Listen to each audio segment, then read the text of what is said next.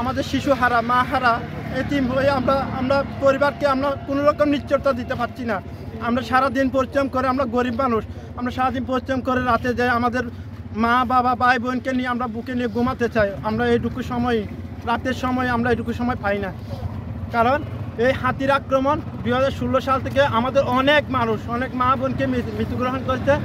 আমরা রাস্তাটা ক্লিয়ার করছে, পরবর্তী দিয়েও আমাদের যে সিওসার আসছে আমার এসি রাষ্ট্র আছে, আমরা সব কথা বলছি। আমরা ওনাদের যে মেডিকেল পয়েন্টটা আমরা অ্যাড্রেস করছি, আমরা ডোমেস্টিক সাথে কথা বলবো, ইনশাল্লাহ একটা সমস্যার সমাধান হবে। সমস্যা যেহেতু আছে সেটার সমাধান তো আছেই, সেটা হয়ে যাবে ইনশাল্লাহ।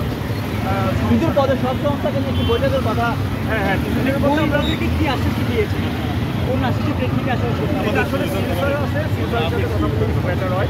তারপরে আমরা সব সংস্থা মিলে কথা বলে এটা আমরা শেষ করবো, এইভাবে ওদেরকে আশ্বস্ত করেছি, পুরো আশ্বস্ত হয়েছে যে আসলে 2016 সাল থেকে আজ পর্যন্ত এর আগে ছিল না, এর আগে হাতিগুলো ছিল না।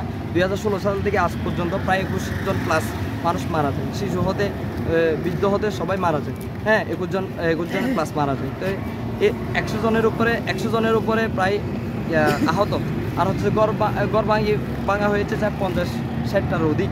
হ্যাঁ, তো আমরা এরকম আর কত ভোগান্তিতে থাকবো।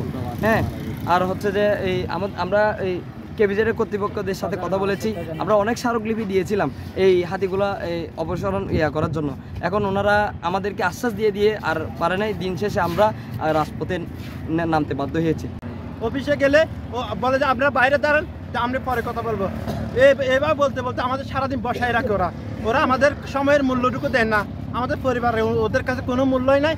আজ আমরা বিচার না পাওয়ার পর থেকে আমরা এখানে রাজপথে আমাদের শিশু হারা, মা হারা, এতিম হয়ে আমরা পরিবারকে আমরা কোনো রকম নিশ্চয়তা দিতে পারছি না।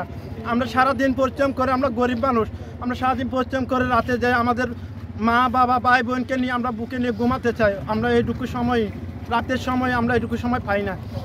কারণ এই হাতির আক্রমণ 2016 সাল থেকে আমাদের অনেক মানুষ, অনেক মা বোনকে মৃত্যুগ্রহণ করছে। আমরা তাদেরকে কবরে পৌঁছায় দেওয়া পর্যন্ত কান্নাকান্দি করি, এরপরে আমরা আর কোনো বিচার পাই না তাদের কাছে।